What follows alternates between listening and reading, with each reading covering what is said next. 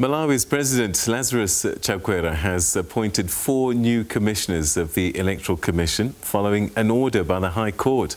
The order was in line with the Constitutional Court and Supreme Court of Appeal that some of the commissioners were unduly elected by the then President Peter Mutharika and needed to be replaced. The 4 commissioners include 3 whose names were submitted by the Democratic Progressive Party. And joining us now is Daniel Mababa, who's a journalist in Malawi. Daniel, always good to talk to you. Thanks very much indeed for joining us. Pleasure is mine, Peter. Thanks for speaking to me. All right, so tell us how significant this appointment of these 4 new commissioners is. I guess it talks a lot about the changes that have taken place in Malawi. Quite right. And we are getting the feeling the changes will continue.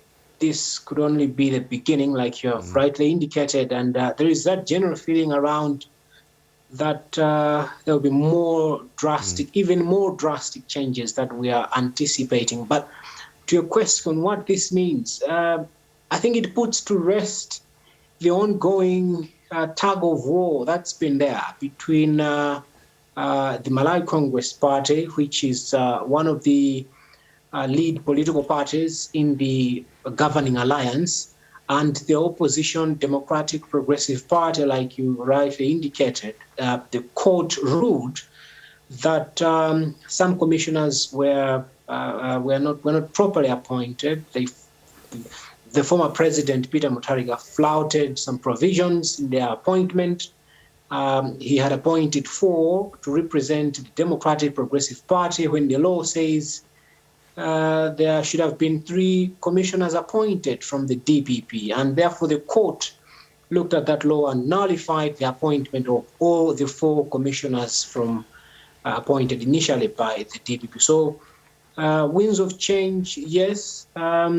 Whatever this means, I think people are still waiting on the ground to see the significance really of the changes they voted for on June 23rd, 2020.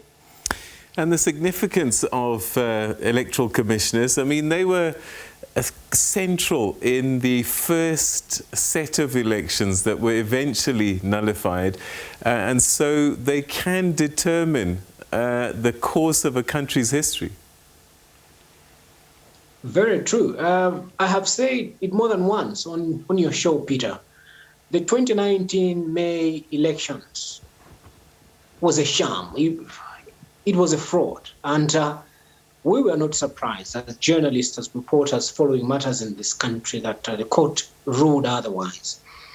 And as you rightly put, electoral commissioners are a key stakeholder in elections. They decide who wins an election, like we saw in 2019 May. They decide who wins, they decide who loses an election. And it was clear that the decisions that Electoral Commission made in 2019, as we later saw, was catastrophic to the economy, to the political landscape in this country. This nation lost so much in the post-election violence, all because of decisions made by the Electoral Commission. And Peter, there has been ongoing debate that perhaps there must be some proper qualification of who should make it into the Electoral Commission. Because as it stands, it's only the participating key political parties that have all the powers to decide who they want in the Electoral Commission. I mean, I can choose. If I were president, or if I were a president of a political party, I can choose to put any person I wish to make up an Electoral Commission. And there's been that debate ongoing that perhaps there must be a proper process where these names are scrutinized so that we have the right people, only the right people, to make up the Electoral Commission. Because looking at the nature of decisions they have to make to sustain or to grow a democracy like Malawi.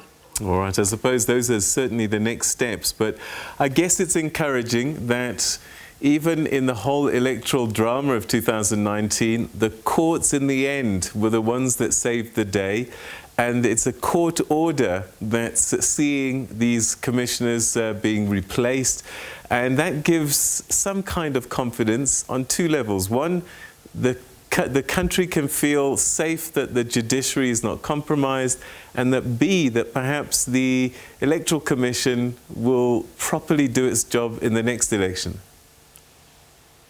Quite right. The courts continue to save the day, but of course not to the opposition DPP in this case, even in the previous case when it nullified the election results. But I can say without any shadow of doubt, Peter, that the courts in Malawi continue now and again to display utmost professionalism, utmost independence.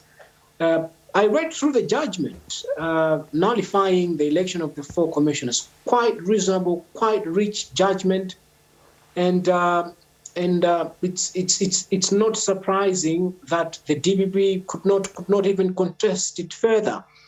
Looking ahead to the forthcoming election sometime in 2025, 2024, the Electoral Commission that's been reconstituted now, because this one is a reconstituted Electoral Commission.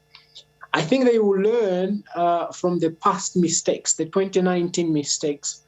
We know there were also mistakes in the 2020 election, June 2020 election, but that maybe the scale wasn't as that of 2019. But I know this Electoral Commission will seek to draw lessons from the weaknesses in the last 2 elections to ensure it delivers an election that's credible.